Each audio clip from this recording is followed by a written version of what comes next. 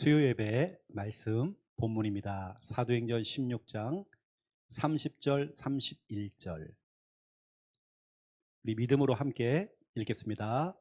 그들을 데리고 나가 이르되 선생들이여 내가 어떻게 하여야 구원을 받으리이까 하거늘 이르되 주 예수를 믿으라 그리하면 너와 내 집이 구원을 받으리라 하고. 아멘. 지금 딱 이 상황이 감옥에서 사도 바울이 전도하는 내용이죠. 인생의 물음표를 달고 있는 사람들 있죠. 왜 나에게? 또 이거 어떻게 해야 되지? 인생의 물음표를 달고 있는 그 사람에게 인생의 마침표를 딱 찍어주는, 인생의 해답을 주는 딱 그런 시간표죠. 여러분, 전도는 어떤 우리 장소를 가릴 거 없습니다. 어떤 목사님이 수영장에 갔대요. 그 수영을 좀 배우시려고 갔더니 다 아줌마들, 혼자 남자예요. 혼자 남자다 보니까 목사님 보고 총말하고 떼요. 목사인지도 모르고. 그리고 목사님이 기도가 되더래요. 목사님, 하나님, 왜 혼자 남자입니까? 또 총무가 돼가지고 이제 회개도 해야 되고 이거 해야 되겠는데 사람들은 지금 목사인지도 모르는데 지금 그렇게 막 좋아하더라는 아줌마들이에요. 목사님들.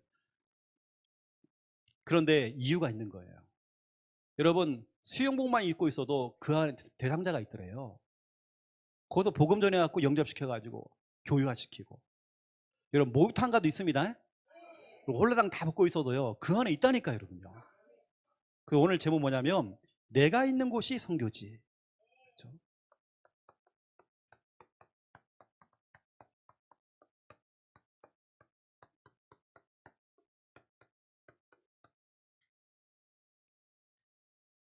우리가 지금 신앙 발판을 가지고 여러분에게 지금 말씀드리고 있는데요. 오늘 신앙 발판 6번째 말씀이죠. 우리 이번 주에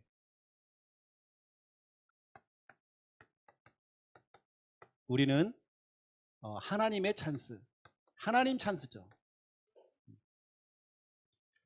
여러분, 인본주의 쓰지 말고 사람 의지하지 말고 이번 주간에는 우리가 다른 거 없습니다. 하나님 찬스, 하나님 찬스를 이용해야 돼요.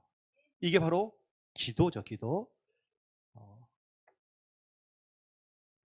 이걸 제가 다른 말로 이렇게 말씀드렸죠. 구, 찻, 두. 구하라, 찾으라, 두드리라. 구차두. 지금 우리가 해야 될 거 뭐라고요? 구차두. 하나님 찬스를 사용해야 돼요. 저는 그럽니다. 내가 할 수 있는 일조차도 하나님께 질문하고 기도해 봅니다. 이건 내가 할 수 있어. 이때 하나님, 그래, 네가 해봐라. 그럴 겁니다. 저는 내가 할 수 있는 일조차도 하나님께 질문하고 기도해 봅니다. 우리는 구차두를 해야 돼요. 하나님 찬스. 하나님, 예수님, 주여. 성경은 말하고 있죠. 예레미야 33장 1절에서 3절입니다. 예레미야가 시위대 뜰 감옥에 갇혀 있었죠. 사람들은 말합니다. 나는 지금 감옥 안에 있다고. 그런데 예레미야는 감옥 안에서 하나님께 기도한 겁니다. 너는 내게 부르짖으라. 일을 행하시는 여호와. 일은 하나님이 하시는 거거든요. 그렇죠? 우리 찬양 가운데서 주가 일하시네 찬양 있잖아요. 우리가 하나님께 기도할 때에 하나님께서 일을 하신다니까요. 우리가 감옥 안에서 비록 기도할지라도 감옥 밖에서는 역사하신다니까요. 오히려 감옥 안에 있던 사람이 감옥 밖에 있던 사람보다 더 큰 답을 받아버린 겁니다. 하나님 찬스. 여러분, 지금은 우리가 이거 해야 돼요. 그렇죠? 사도행전 12장 5절을 보세요. 우리가 볼 때는 최악입니다. 최악의 상황이었어요. 헤롯 왕이 야고보를 본보기로 목을 쳐갖고 죽였죠. 그리고 날이 밝으면 이제 베드로를 죽이겠다라고 사형 선고를 내린 겁니다. 이제 베드로가 이제 거기서 죽는 겁니다. 이때 교회에서는 마가의 집에 모여가지고 같이 기도하기 시작한 겁니다. 성도들이 기도하기 시작했죠. 최악이죠. 지금 상황이 야고보는 죽고 지금 최악의 상황으로 지금 가고 있는 겁니다. 그런데요, 이들이 기도했다니까요. 기도하는데 최악의 상황이 최고의 상황으로 바뀌었습니다. 하나님께서는 주의 천사를 보내서 베드로를 깨웠죠. 베드로를 일으켰죠. 베드로를 살려냈죠. 오히려 헤롯 왕에게 하나님이 충을 보내가지고 그 왕을 죽였죠. 상황이 역전돼 버린 겁니다. 여러분, 지금 우리에게 필요한 것은 하나님 찬스. 우리 랩런트들이 공부하는 것보다도 기도하면 더 빠릅니다.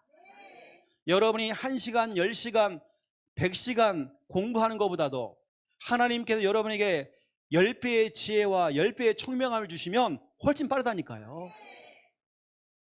저는 이 시간 예배드리는 시간, 기도하는 시간, 이 시간이 돈 버는 시간이고, 그렇죠?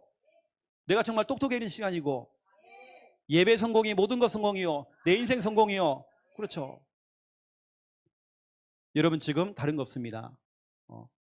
하나님 찬스. 여러분, 사업이라고 하는 것은 계획적으로 쫙 하잖아요. 계획적으로.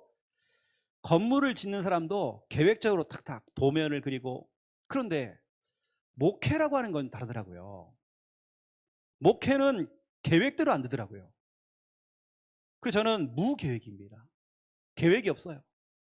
올해 우리 교회 예산도 안 짰어요. 그렇게 그냥 진행하고 있는 겁니다. 저는 무계획이거든요. 남들이 볼 때는 좀 오해할 수 있겠지만 큰 틀 안에서는 계획이 있죠. 하지만 뭐 세부적인 계획 없습니다. 왜냐? 기도에서 인도를 받아요. 우리 교회는 여러분과 함께 중요한 내용을 두고 제가 다 공개를 하잖아요. 그래서 제 별명이 최나팔 아닙니까? 그 아까 나팔 그 제 주제곡이거든요. 나팔 불 때 주제곡입니다. 다 얘기해 주잖아요. 전 우리 교회에 투명히 갑니다. 다 얘기해 줘요. 뭐냐? 하나에서 10까지 다 응답받으려고. 저는 진짜로 무계획입니다. 계획 없어요. 하나님의 인도를 지금까지 받아온 겁니다. 제가 계획적으로 갔다고 한다면 저는 창령이 안 옵니다. 창령이 남아 있습니다. 계획을 안 짜니까 하나님께서요, 부산까지 문을 열어가지고 하나님께 여기까지 인도를 하신 겁니다. 근데 제가 깜짝 놀랐다니까요. 이번 주간에도 우리 동문 수련회가 있어가지고 제가 전북에 가서 강의를 하고 왔잖아요. 우리 동문들이 소문이 다 퍼진 거예요.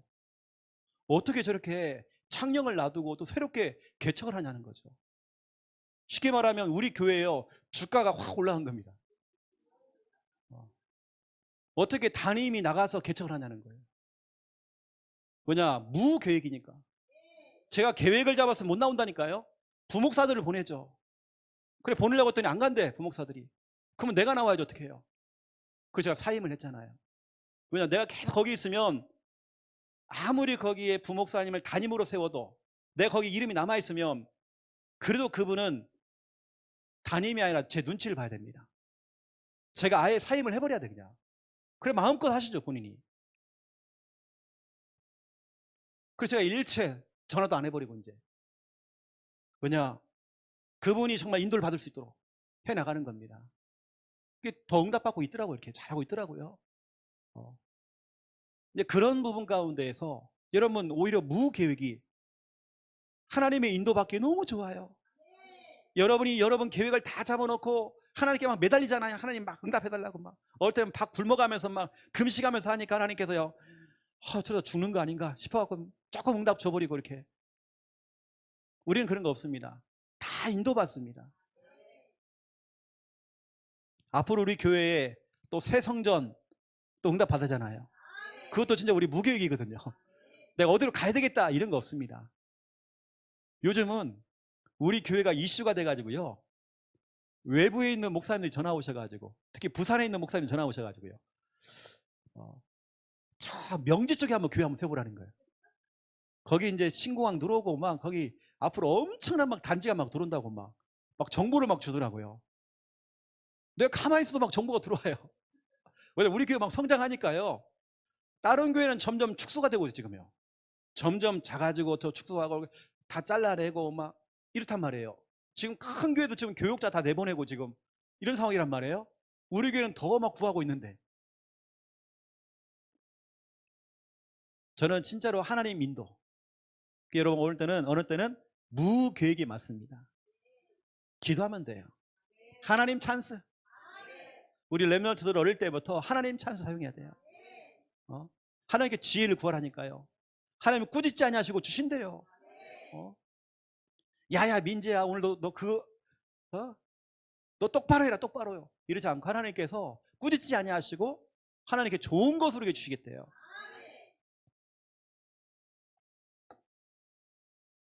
자, 오늘 본론입니다. 여러분, 우리가 육신적으로도 우리 몸에 이런 필요한 있잖아요. 필요한 영양소가 있잖아요. 그런 부분들이 우리 몸에서 결핍이 되어지면, 부족하면 오는 증상이 있잖아요. 제가 지금 일주일 조금 넘게 눈꺼풀이 지금도 계속 떨리거든요. 이렇게요. 오늘도 우리 김미아 사모한테 그래서 저보고 커피 먹지 말으래요. 오늘 커피를 안 주더라고. 이렇게. 이런 뭔가 이거 있잖아요. 결핍 증상. 뭔가 부족하면 오는 증상 있잖아요. 어떤 그 부분이 부족하면 오는 증상.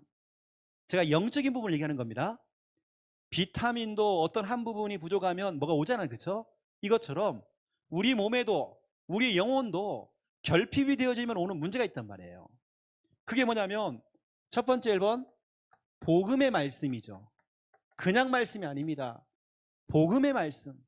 예수님이 그리스도인 이 복음의 말씀이 결핍이 되어지고 부족해지면 오는 증상이 뭐냐? 당장 우리의 삶이 무질서로 가는 겁니다. 무질서. 이게 바로 창세기 1장 2절 3절이죠. 여기 보니까 정말 중요한 말씀 있죠. 혼돈, 공허, 흑암. 여러분, 말씀 놓쳐버리면 우리의 삶은 혼돈입니다. 혼돈이 뭐냐? 뒤죽박죽. 뒤죽박죽이 뭐냐면 다 흥크러진 겁니다. 나는 정말 반듯하게 가고 싶은데 뭔가 다 흐트러진 거예요. 자꾸 일이 꼬이는 겁니다. 공허는 뭐냐? 마음이 허한 겁니다. 마음이 허해요.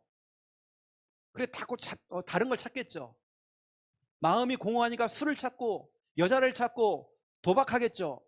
중독에 빠지겠죠. 삶의 의미를 몰라요. 이게 바로 공허입니다. 거기다 나중에는 흑암. 완전히 흑암에 잡혀버리죠. 그런데 보세요. 창세기 1장 3절에 하나님이 이르시되, 영어 성경에 보니까 say라고 say. 하나님께서 말씀을 딱 주신 겁니다. 말씀이 들어가니까 낮과 밤으로 나눠지면서 모든 질서가 하나씩 잡혀가잖아요. 교통정리. 복음의 말씀이 들어가야 혼돈, 공허, 흑암, 무질서가 질서로 바뀌는 겁니다. 여러분 삶이 자꾸 뭔가 꼬이는 것 같고, 뭔가 안 풀리고, 뭔가 자꾸 내 마음이 허하고, 뭔가 내가 자꾸 그렇단 말이에요. 우울해지고. 다른 거 없으면 여러분, 말씀입니다. 아, 나에게 지금 말씀이 부족하구나. 지난번에 여러분요, 우리 윤 집사님이 몸에 나트륨이 부족하니까, 이게 나트륨이 부족하니까요, 몸에 딱 문제가 와가지고요, 주일날 예배도 못 드리셨고, 우리 몸속에 뭔가가 부족해지면 오잖아요. 우리 영혼도 마찬가지입니다. 말씀이 부족해지면 온다니까. 이렇게 해요.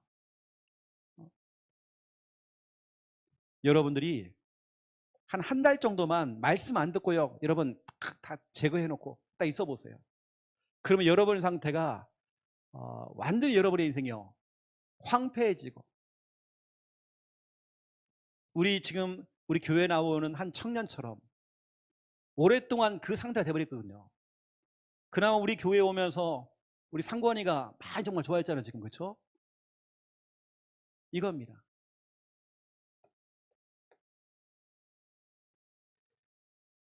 어떤 한 집을 들어가서 사역을 하는데,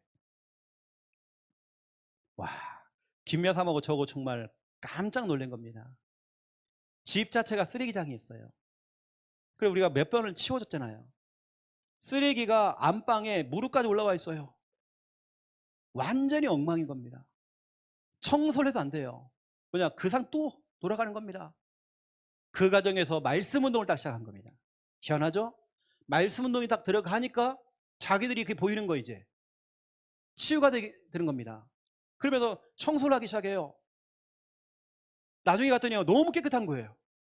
처음에 갈 때는 야, 목사님 왔다 해가지고요, 그 랩런트도 있으니까, 랩런트가 3명 있었거든요. 야, 엄마는 집 나가버리고, 정신병에서 집 나가버리고, 아빠는 간질병으로 늘 쓰러져갖고 막 거품 물고 있고, 그런 집에 딱 들어갔단 말이에요. 부모가 부모의 역할을 못하니까 아이들이 완전히 엉망이 돼버린 겁니다. 말씀 운동을 하니까 그 가정이에요, 질서가 잡히기 시작해요. 깨끗해지는 겁니다. 여러분, 다른 거 없다니까요. 처음에 가니까 그 집에 막 바퀴벌레가 막 뛰어다니고 막 제주를 넘고 막 올림픽을 하고 있더라고요. 제가 예배 드리려고 딱 이불을 딱 걷었더니 그 안에서 막 바퀴벌레가 막 100m를 뛰고 있고 막 제주를 부려요. 딱 보니까 김미아 사모한테만 올라오고 있는 거예요. 가만히 놔뒀어요. 두 번째 2번 이겁니다. 여러분, 우리가 점점 뭐 바쁘다 뭐 다 핑계입니다.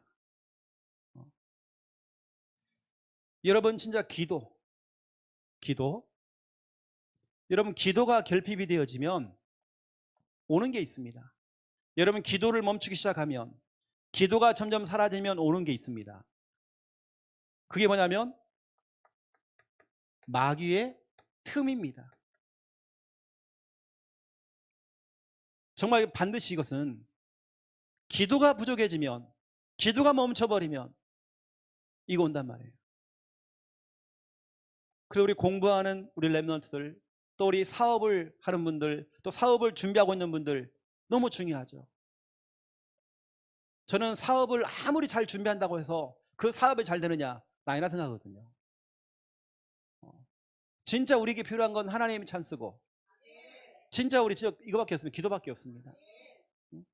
이게 얼마나 정말 중요하냐면, 우리 예수님께서 마태복음 26장 40절 41절에 정말 마귀로 정말 틈을 타지 못하도록 너희가 정말 깨어서 기도해라. 하지만 너희가 마음에는 원이로되 육신이 약하구나. 너희가 정말 깨어서 기도해라. 여러분, 마귀가 정말 틈을 타는 것입니다. 누군가 한 사람은 여러분 가정에서, 누군가 한 사람은 시댁 가문 친정 가문을 두고, 누군가 한 사람은 여러분 지역에서, 누군가 한 사람은 정말 기도해야 하잖아요. 여러분 직장에서 누군가 한 사람은 기도하는 사람이 나와야 하잖아요. 왜냐?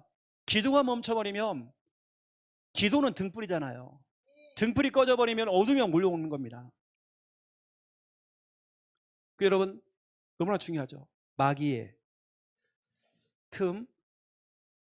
특히 우리 랩런트들 기도가 멈춰 있으면 그 빈 시간에 여러분 마귀가 여러분을 틈을 타겠죠. 특히 우리 랩런트들 어느 때는 여러분 그 외로움이라고 하는 이 속에 마귀가 또 틈을 타겠죠. 또 여러분의 그 생각, 틀린 생각, 별의별 생각들이 다 오겠죠. 여러분이 조금만 생각해 보세요. 지금 내가 하고 있는 이 행동들과, 지금 내가 하고 있는 어떤 생각들과 이런 것들이 하나님의 역사인지 마귀의 역사인지 여러분 조금만 생각해 보면 저 같으면요 금방 빨리 돌아섭니다. 이건 아니구나. 예배가 너무 중요하구나.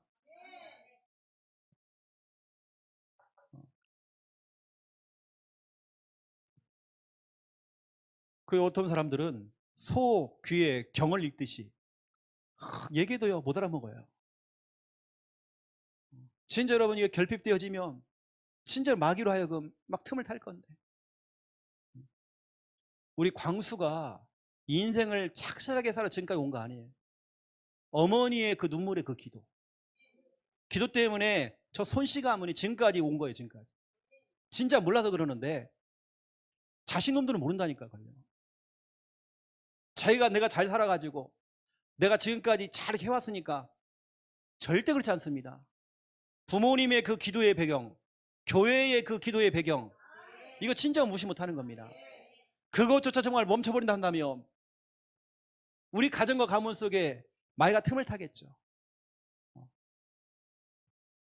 그래서 이제는 우리 부모 세대를 넘어서 우리 후대들이 그 기도의 바통을 딱 이어가지고요, 기도하는 그 후대 나와야 하잖아요.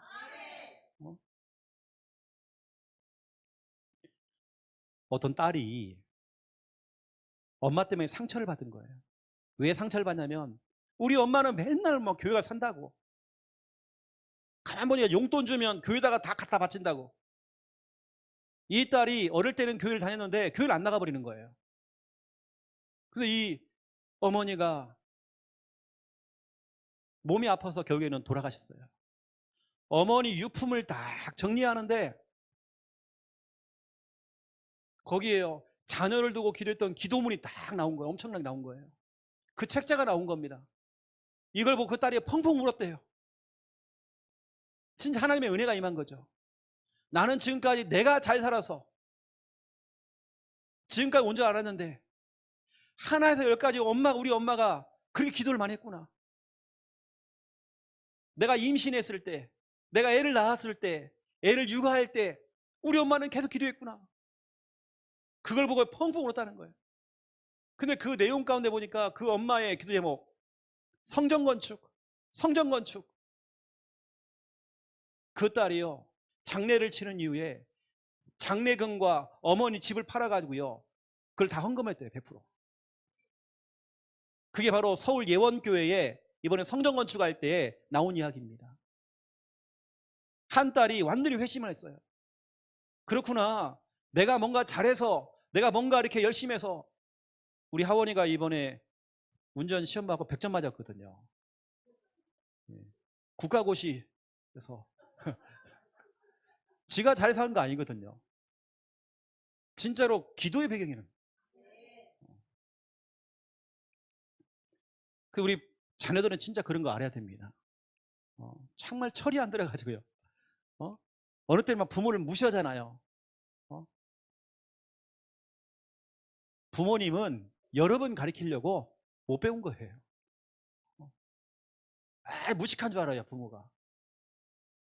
부모에게는 어마어마한 그 기도라고 하는, 무식한다 할지라도 글씨는 몰라도 기도하는 분인데 그게 전부 다인데, 아이고 부모님 그것도 모르냐고. 막 모를 수 있죠. 핸드폰을 새 걸로 사줬더니요, 기능을 알아야지, 뭐 할 줄 알아야지. 엄마는 그것도 못하냐고. 막 아니 이걸 해봤어야 알지. 그걸 또 지들 설명해 주던지, 막 설명도 막 고함질을 막 뭐라고 하는 거예요. 막 그것도 못하냐고. 막 모르죠. 이거 하는 거 얼마나 힘든데 이거요. 이거 싹 넘기는 거 그걸 못하냐고. 막 못하죠. 그걸 어떻게 해요. 여러분 진짜로, 하지만 그거 못해도 우리 부모 세대는 기도하는 분들이잖아요. 우리 교회가 젊은 청년들 그 패기와 열정을 가지고 교회가 움직인다? 아닙니다. 진짜 우리 기도하시는 분들, 이분들 때문에 우리 교회가 지금 움직이고 있는 거예요. 우리 사업하시는 분들 본인이 사업을 잘해서요, 노하고 있기 때문에 절대 그렇지 않습니다. 기도입니다. 기도.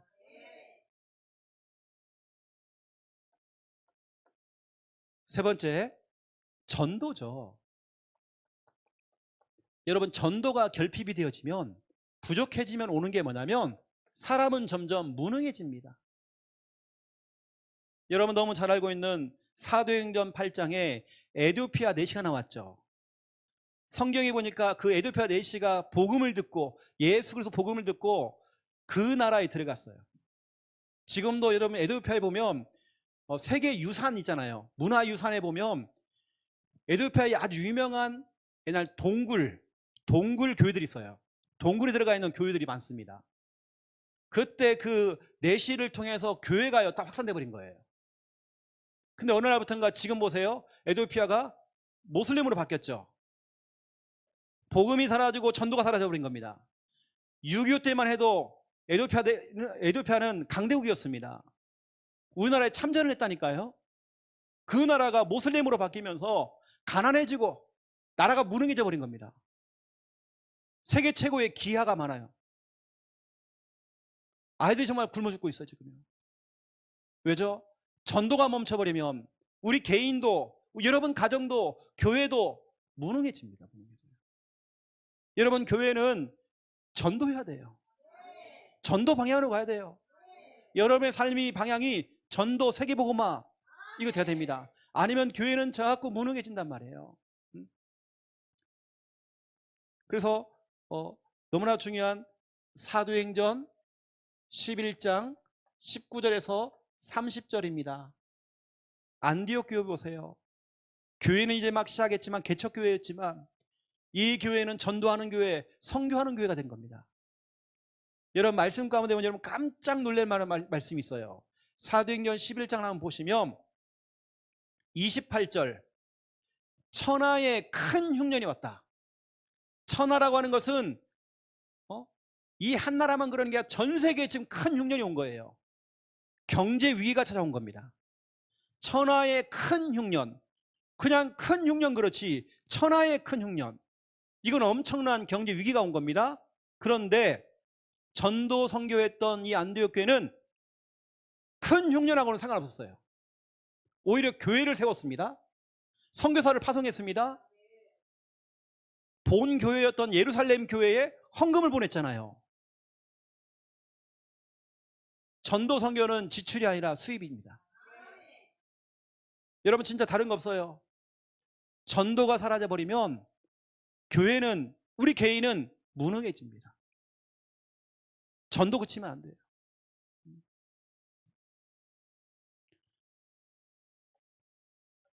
전도가 멈추니까 자꾸 우리는 교회는 정체가 되어지고, 정체를 넘어서 교회가 힘 빠지죠. 침체가 되어지죠. 정체, 침체.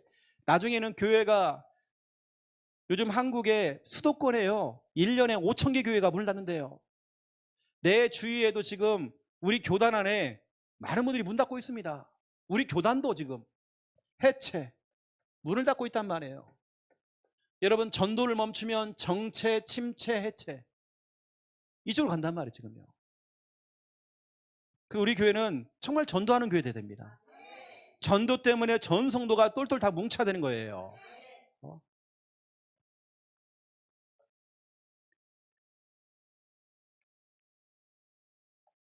여러분 자신 한번 점검해 보세요. 또 여러분 또 괜히 가갖고요, 또 우리 사역자들 가갖고 이것 봐라고 목사님께 보니까, 당신은 딱 보니까 막 말씀 결핍이네 그냥 막 이러면요 귀사되기 맞습니다. 사역을 잘 해주셔야 됩니다. 여러분, 들어봤냐고 이번 수요예배 그냥 당신 뭐냐 기도가 멈추니까 이 가정에 막 흑암이 득실득실하네 막 이러면 안 됩니다. 여러분요, 살살 얘기 좀 해주세요. 살살 좀. 결핍 증상 두 번째 2번입니다. 그럼 보세요. 이제 전도에 대한 얘기를 하는데요, 전도가 결핍되어지면 무능이 온다고 했는데, 우리는 내가 있는 곳이 선교지라는 사실을 우리가 알고, 내가 있는 곳에서 여러분 전도운동, 전도를 두고 기도해야 되겠죠. 그렇죠? 여러분, 세계복음화는 멀리 있는 게 아닙니다. 세계복음화는 바로 내가 있는 내 자리, 거기가 바로 세계복음화 자리입니다. 전 세계에 흩어져 있는 우리 복음 가진 자들이 내가 있는 내 자리에서 세계복음화를 하고 있으면, 그게 연결되면 전 세계 진짜 세계복음화 되는 것입니다. 여러분에 맡겨진 그 일이 세계복음화와 관련되어 있습니다. 내가 못질을 하고 있어도 그게 세계복음화예요. 걸레질을 하고 있어도 그게 세계복음화란 말이에요. 내가 할 수 있는 역할입니다. 여러분, 어떤 분은 우리 교회 안에서 설거지를 하고 있고, 어떤 분은 화장실 청소를 하고 있고, 이게 바로 세계복음화란 말이에요. 왜냐, 만약 목사님이 다 한다 생각해 보세요. 목사님이 화장실 청소하고 설거지하고 있고, 여러분이 그 역할을 해주니까 목사님 마음껏 뛸 수 있잖아요. 제가 어제도 우리 공무원 선교국 제가 설교를 하면서 얘기했습니다. 당신들이 있는 그곳에, 바로 그곳이 선교지다. 제가 설교를 한 다음에 포럼을 나누는데요. 한 분이 이런 얘기 하더라고요. 뭐 검찰청에 계시는 분인데 이분이 자기 동료 가운데 한 명이 자살했다는 거예요. 그러한 중요한 자리에 들어가는데 어떤 공무원은 또 이렇게 하시더라고요. 공무원 가운데 자기 부서에 있는 사람들은 67세, 마에 67세. 희한하게 자기 그 동료들이 은퇴한 이후에 67세만 되면 죽는다네요. 그 정도 막 스트레스를 많이 받는 거예요. 67세. 자기도 겁이 나는 거예요. 그걸 포럼하더라니까요. 왜냐? 업무에 빠져버리면 그런 문제 오는 겁니다. 내가 있는 내 자리가 세계복음화의 자리고, 내가 응답받을 자리고, 뭐가 안 되는 거 있으면 안 되는 게 정상이죠. 안 되기 때문에 우리는 구차투, 하나님 찬스, 이러면 되는 겁니다. 여러분이요, 하는 것마다 잘 풀리고 뭔가 잘 되고 이런 공부하는 것마다 탁탁 되고 시험 봤더니 다 되고 뭐 다 됐더니요, 그리스도가 필요 없어. 하나님 필요 없단 말이에요. 때로는 안 되기도 하고 뭐 됐다가 뭐 안 됐다가 뭐 해요. 그렇죠? 우리가 기도하죠, 이렇게요. 그 여러분들이 정말 세계복음화는 멀리 있는 게 아니다. 제가 말씀드렸습니다. 제가 지금 이게 마이크를 잡고 이렇게 얘기하고 있죠. 이 마이크가 여러분 그냥 듣는 게 아닙니다. 각 스피커를 통해서, 우리에게 스피커가 많아요. 지금 이렇게 유아실도 있습니다. 이게 바로 3층도 연결되어 있습니다. 주방까지 연결되어 있습니다. 다 연결되어 있어요. 잘 들어보면요, 화장실에 앉아갖고 응가를 하고 있어도 다 들려. 그렇단 말이에요. 이 정도 우리 교회가 스피커가 다 돼 있어. 지금요, 방마다 다. 메신저는 한 사람인데 스피커를 통해 다 연결됐잖아요. 여러분, 하나님 말씀의 원래 한 분 메신저, 그게 누구냐면 최영호 목사 아닙니다. 메신저는 딱 한 분이십니다. 하나님. 우리 하나님이십니다.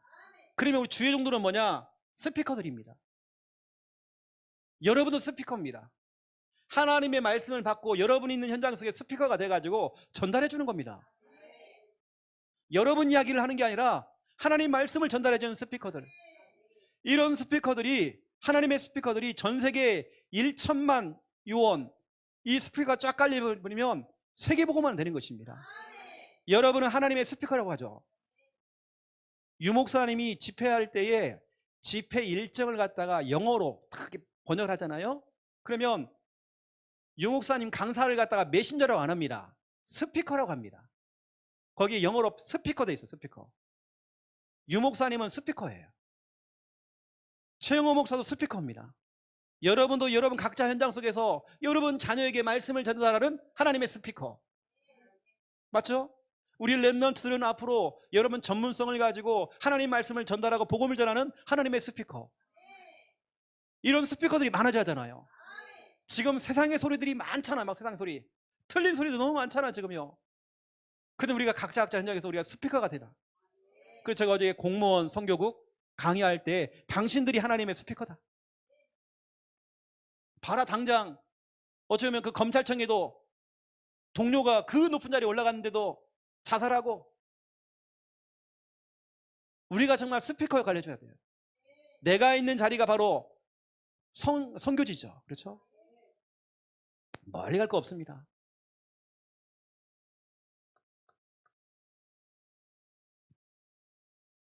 제가 이런 말씀드렸죠. 우리 크리스찬의 95%가 벤치 워머라고요. 벤치 워머. 여러분 앉아있는 게 벤치죠. 이렇게 의자. 워머는 뭐냐? 그 자리를 따뜻하게 만들어준 사람이야. 크리스찬 95%가 예배드리고 자기 자리만 따뜻하게 만들어 놓고요, 집에 가는 거예요. 자기 자리만 데워놓고 가는 거예요. 따뜻하게. 어디로 가느냐? 현장 가는 게 아니라 집으로 가버려요. 다시 말하면 현장이었고 전도는 전혀 무관심한 성도들이 95%. 크리스찬의 95%가 벤치 워머대예요. 내가 있는 내 자리가 선교지인 걸 몰라요. 아이고, 나 같은 것이 어떻게 전도하겠냐고. 맞죠? 저 같은 것이 어떻게 해요? 어떤 분이 그러더라니까, 목사님, 내 주제에 나는 아무 능력도 없고 내가 어떻게 전도하겠냐고. 맞다고, 당신. 당신 근데 잘 모르는 게 있는데, 당신 주제가 아니라 당신은 아예 전도할 만한 그런 주제가 못 된다 그랬어요. 당신은 그럴 만한 능력이 못 되는 사람이다 그랬어요. 그래서 뭐냐, 우리는 인간은 하나님께 구차투야 된다. 기도에 응답받아야 된다. 당신이 무능하고 연약한 거 다 알고 계신다. 하나님이 말주변 없는 거 알고 계시다. 부담되는 거 다 알고 있다. 그러니까 기도에 응답받아라. 전도는 내 힘이 아니죠, 그렇죠? 여러분, 요셉이 노예로 끌려갔죠. 노예로 끌려간 게 천만다행입니다. 사람들은 왜 노예지? 왜 내가 노예지? 왜 나에게 이런 현실? 왜 나에게 이런 상황? 그렇지 않습니다. 노예로 안 갔으면 큰일 날 뻔했다니까요. 7년 흉년이 왔을 때 다 죽을 뻔했어요. 일가족들 밥 굶어갖고요 죽을 뻔했어요. 저희 외할아버지 굶어 돌아가셨거든요. 저 할아버지가요. 이 요셉 시대에 그런 엄청난 흉년이 와버린 건 7년 동안 농사가 안 돼. 지금 비가 안 내리니까요. 농사 자체가 안 내린 겁니다. 싹 죽게 생긴 거예요 지금. 여러분, 창세기 37장 1절 11절, 형들에게 미움당하고 형들에게, 그렇죠, 질투를 받아가지고요, 형들이 동생을 팔아넘긴 겁니다. 처음에는 막 죽이려 하다가요, 아까운 거예요. 돈을 받고 팔아넘긴 겁니다. 인신매매. 그래가지고 창세기 39장 1절 6절, 보디발 집에 노예로, 머슴으로 팔려갔죠. 머슴으로 안 갔으면 큰일 날 뻔했어요. 다 하나님의 지금 작전으로 되고 있는 겁니다. 여러분에게 와 있는 그 문제가 문제 아닙니다. 하나님의 작전대로. 저는 이렇게 생각하거든요. 광수가 신앙생활을 갖다가요 어설프게 지금까지 해왔어. 이렇게 어설프게 교회도 한 번도 안 빠지고 어설프게.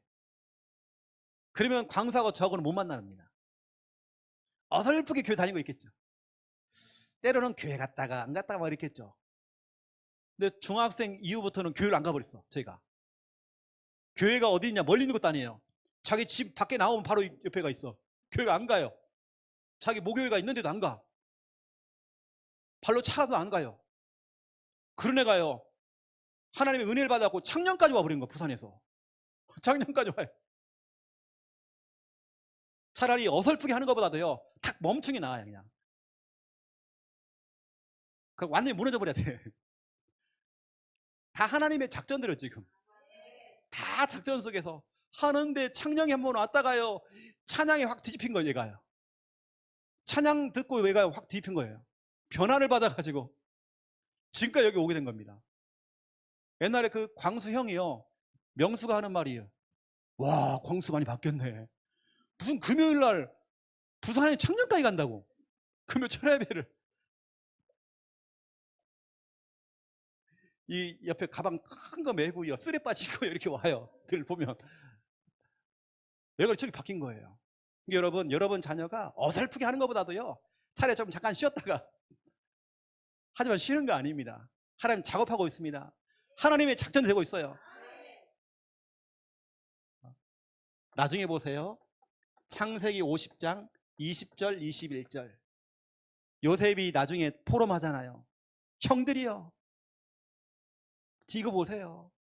당신들 날 팔아갖고 날 죽이려고 했지만 하나님께서는 이렇게 만드셨잖아요. 많은 사람을 구원하게 하시려고. 더 중요한 거, 우리 조카들 21절, 당신들 자녀들, 우리 조카들 내가 기르겠습니다. 내가 기르겠습니다. 여러분, 후대까지 사는 거 보세요. 요셉이 노예로 안 갔으면 큰일 날 뻔했어요. 누명을 써서 감옥 들어갔죠. 보디발의 그 여시 같은 그 여자 때문에. 여러분, 이 요셉의 형들에게 밥 싸야 됩니다. 보디발의 아내한테요 공무상을 줘야 됩니다. 우리는 막 이를 갈고 막 두고 봐라 이러잖아요. 아니에요. 하나님의 작전대로. 하나님은요 전도 계획입니다. 어찌 보면 세상적으로 말하면 우리 광수는 옛날에 꼴통이었거든요. 육신적으로는 꼴통이란 말이에요. 저희가요 학생회장 출신입니다. 근데 지금 저 마음속에요 앞으로 신학교도 가려고 지금 마음도 있거든요. 이렇게요. 앞으로 어떻게 될지는 모르겠지만 그래 방송실에 있는 우리 지금 현준이가 엄청 지금 기다리고 있습니다. 우리 광수 지금 우리 후배 하나 들어온다고 이제 막 광수녀 오면 같이 신학교 들어가려고 같이 가려고 지금 딱 원래 올해 연초에 작년이죠. 신학교 가려고요. 우리 서준이하고요. 우리 서준이는 무대포잖아요. 야 너 신학교 가볼래? 했더니 예 알겠습니다. 바로 전화하는 거예요. 바로 신학교. 나 갈 수 있습니까? 근데 안 된다. 신학교에서요. 바로 전화해갖고요. 그 끊더만 야 한번 더 전화해보라고 최영호 목사 이름 대고 한번 해봤더니 전화했어요. 최영호 목사가 나발이고 안 된다는 거예요. 그 서준이가 원래 이제 신학교 가려고 실행했거든요. 광수랑. 근데 그때 또 이렇게 안 됐지만 또 그것도 하나님의 시간표입니다. 그렇죠? 다 지금 하나님의 작전으로 다 되고 있습니다. 이런 걱정하지 마세요. 뭔가만 하면 정말 시험에 떨어지는 렘넌트들 낙심하지 마세요. 하나님의 작전으로 좀 다 되고 있어요. 지금요. 걱정할 게 하나도 없습니다. 여러분 자녀 걱정할 거 없어요. 여러분요. 하나님께서 그렇게 하시겠다 그러면 어쩔 수 없는 거예요. 하나님은 절대 주권인데 뭐 어떻게 해요. 여러분 편하게 사세요. 여러분요. 마음 편하게 그냥 하나님 하시겠다는 우리 어떻게 합니까? 하나님 데려갈 수 있는 것이고 갖다 부실 수 있는 것이고 하나님이 하겠다는 건데요. 차라리 우리가 하나님 뜻대로 되어지기 원합니다. 나 오늘부터 하나님 마음 편하게 살겠습니다. 나는 내가 자꾸 걱정하고 염려하고 그러니까 그게 마귀가 틈이 돼버려가지고요. 자꾸 마귀가 내 약점을 알고 약점 잡혔다 이런 말 있잖아요. 약점 잡혀하고 자꾸 그걸 막 건드려 계속. 여러분이 마음 편하게 먹고 있으니까요. 마귀가 두 손 두 발 다 들어버리는 거예요. 그때보다 마귀가 역사를 못해 그냥. 여러분 바울 보세요. 바울이 감옥 갔습니다. 우리 같으면요 탄원서 써가지고요 빠져나오려면 변호사 손님 해가지고 빠져나오려고 할 건데 바울은 또 굳이 들어가는 거예요. 뭐냐 로마 시민권자는요 감옥 안 갈 수 있어요. 그만 다 보여주면 그걸 딱 감춘 겁니다. 이건 대단한 겁니다. 나중에 알게 됐잖아요. 로마 시민권자라는 걸 알게 됐잖아요. 난리가 난 겁니다. 로마 시민권자는요 함부로 감옥에 가서 큰일 나는 겁니다. 이걸 감췄어요. 나중에 그거 들켰죠. 안 가도 되는 감옥으로 들어간 거예요. 뭐냐 거기 하나님의 계획이 있다. 갔는데요 뭐가 잘 풀리는 게 아니라 가갖고 막 매 맞았어요. 막 옷이 다 찢어지고 이게 뭐지 이거? 아니에요. 하나님의 작전대로죠. 하나님의 작전대로. 사도행전 16장 11절 15절 빌립보 지역에서 막 전도가 막 되어지는 것입니다. 루디아를 찾았죠. 16절부터 18절 지역의 가장 강한 자 점치는 여종이 예수 믿고 돌아왔죠. 그런데 이제 그 이유입니다. 전도가 잘 돼야 되는데 19절부터 40절 복음 전하는 일 때문에 감옥에 들어갔죠. 감옥 들어가서 막 매를 맞고 막 그런 겁니다. 우리 같으면 그러겠죠. 하나님 나 전도하는 사람인데 왜 내가 이런 수모를 당해야 됩니까? 이럴 건데 바울은 그게 아니에요. 로마 시민권자인데 그 증을 숨기고 감옥 들어간 겁니다. 왜냐 하나님의 계획이 있으니까. 여러분 자꾸 하나님의 계획을 여러분이 자꾸 막으면 안 돼요. 하나님께 그걸 하겠다 하는데요. 하나님께 하세요 그냥. 나 하나님께 열어주시는 대로. 나는 무계획입니다. 무계획. 나는 계획 없습니다. 하나님의 뜻대로. 여기 계신 우리 성도님들 마음 편하게 먹어서 이제는요 푹 주무시고 여러분요 밥 잘 드시고 여러분요 해야 됩니다. 울고 짜고 막 할 거 없어요 여러분. 그렇게 자꾸 마귀가 틈을 타는 거예요. 그런데 여러분 감옥 가니까 대상자가 있는 거예요. 간수 그 가족들 온 집안 가족들이 다 예수 믿은 거예요. 완전히 가정가문 보고만 돼버렸어요. 감옥에 안 갔으면 큰일 날 뻔했다니까 여러분요. 노예로 안 갔으면 큰일 날 뻔했다니까요. 이 모든 것이 지금 하나님의 작전대로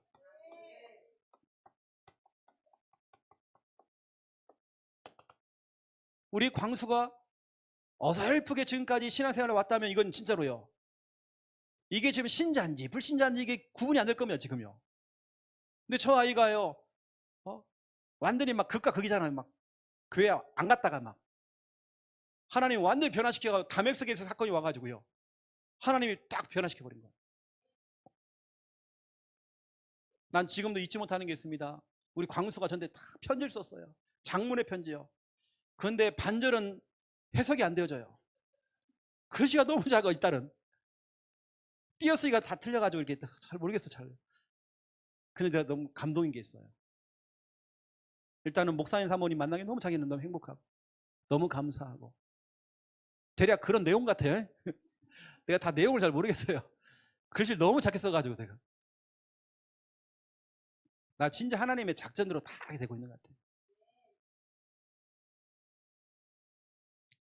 마음은 짠하고 아프지만 우리 서준이가 벌써 딱 1년 됐거든요. 우리 기억하잖아요. 6월 첫 주입니다. 우리가 그날을 잊지 못하잖아요. 우리가 진짜로 어떻게 그걸 막을 수 있습니까? 진짜 하나님께서 그렇게 하겠다는데. 중요한 건 뭐냐면 우리 남아있는 우리잖아요. 진짜 우리가 앞으로 어떤 인생을 살 것인가, 나는 그게 더 중요해요. 거기 우리 늘 빠져있는 게 아니라, 슬픔 속에만 잠겨있는 게 아니라, 우리가 정말 그 남겨놓은 그 찬양들 하나님 앞에서, 또 삼천제자, 얼마나 중요한 주옥 같은 찬양들 많습니까? 우리가 진짜 서준이의 그 어쩌면 그 소원이고 꿈이었던 그 길을 우리가 가야 하잖아요. 서준이가 다 못했던 그거 우리가 하다 가야 하잖아, 그거예요. 저는 장례식 날 안 울었거든요. 울지 않았어요. 집에 와서 펑펑 울었습니다. 왜냐하면 내 사랑하는 내 아들이에요. 내 제자예요. 내가 날짜를 기억한다니까요.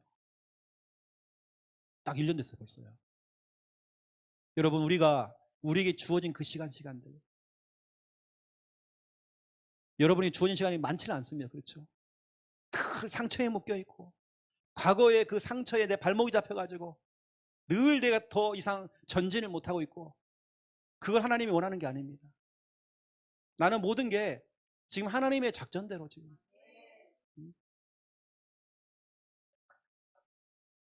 내가 한동안요 트라우마가 있었어요. 뭐냐면 하나님 사역을 하려면 동서 고가도를 올라가야 되는 거 자꾸요. 그러면 우리 서준이 마지막 봤던 그 보훈병원이 있고 바로 여기에는 또 삼성병원이 있는 거예요. 근데 거길 못 보겠는 거예요, 내가요. 그래서 제가 청년 다락방 할 때도 그 얘기를 몇 번 했어요. 그것만 지나면 난 너무 힘들다고, 내가 너무 기억나가지고. 근데 그것도 잠시 잠깐이더라고요. 우리 제가 기뻐졌어요. 서준이가 우리에게 남겼던 중요한 그 기도 제목과 우리가 그 길을 가야 된다. 언제까 내가 정말 슬픔에 잠겨있는 게 아니라 정말 나는 그 길을 가야 된다.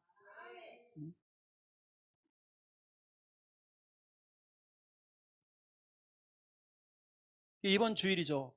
창녕 함께하는 교회에서도 그 성가대 찬양을 하는데 하나님 앞에서 그 찬양을 부르더라고요. 아, 눈물 나더라고요. 딱 1년 되는데 딱 그 찬양을 하고 있더라고요. 다 눈물 나더라고요. 하나님 앞에서. 그걸 생각해보면서 참 얘가 참 영특하네, 영적으로. 너무 내용이 너무 깊이가 있는 거예요. 여러분, 우리가 그 인생 살아야 하잖아요. 진짜 하나님 앞에서 우리가. 그러면 제가 여러분에게 마지막입니다. 기도 제목을 하나 드려볼게요. 기도 제목입니다. 이건 제가 항상 제가 하는 기도 제목인데요. 첫 번째 1번. 여러분 있는 그 장소가 이거잖아요. 내가 있는 곳이 선교지 아닙니까? 그 우리는 이겁니다. 하나님, 내게 좀 한 사람만 좀 붙여주세요.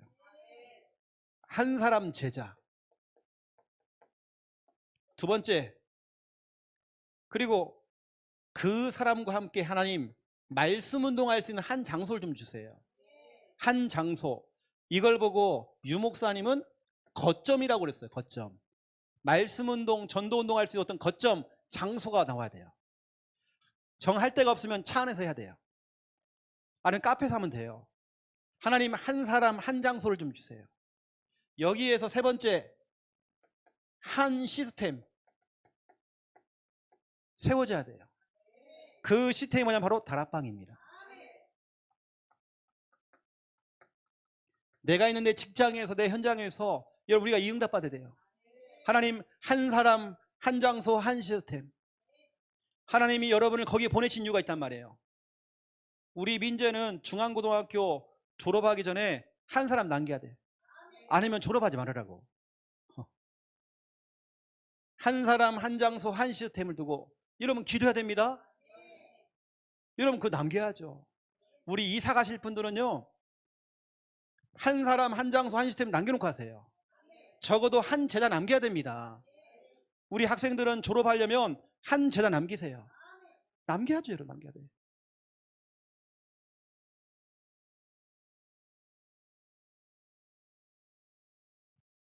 제 제자 가운데 지금 목사가 돼 있는 한 제자가 있어요.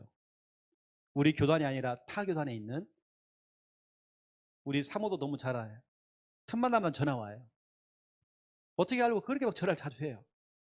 특히 명절날 인사한다고. 제자니까요. 그 애가 완전히 무너졌던 애였어요. 아빠가 일찍 돌아가시고 이 애가 정말 무너진 애였어요. 내가 늘 데리다가 같이 잠재우고 밥 먹이고 했던 애, 완전히 무너진 애예요. 옛날에 막 주먹질하고 막 그랬던 애예요. 그래서 데다가 같이 재우고 제가 했거든요. 이 애가 벌써 커갖고 이렇게 해요. 지금 목사가 돼버렸어요. 그게 자기는 평생 못 잊는 거예요. 자기 인생의 전환점이 왔잖아요. 제가 목사 안수를 받는데, 아니 나 얘기도 하는데 어떻게 왔어요 거기까지. 근데 이놈이 어떻게 온 줄 아세요? 그냥 온 게 아니라 케이크에다가 불 켜갖고 온 거예요. 나 쪽팔리더라고요. 다른 목사님들 많이 있는데 내가 안수를 받는 그 공간이 너무 좁았거든요. 케이크 들고 온 거예요. 이렇게. 내가 개척할 때, 개척 설립 예배 될 때 이놈이 온 거예요. 또요. 제자라고 왔어요. 전라도에서 여기까지 왔어. 우리 또 새성전 옮겼었잖아요. 창녕에 있을 때. 딱 마상이 또 케이크를 돌고 온 거예요. 그때 이제 이 애는 전사였습니다. 내가, 야, 너 전사가 왜 여기 왔어 주일날? 아이, 목사님, 제자 아닙니까? 하면서 막 온 거예요. 계속 전화가 와요. 이 애는 계속 신경을 써요. 제자. 여러분, 그런 한 제자.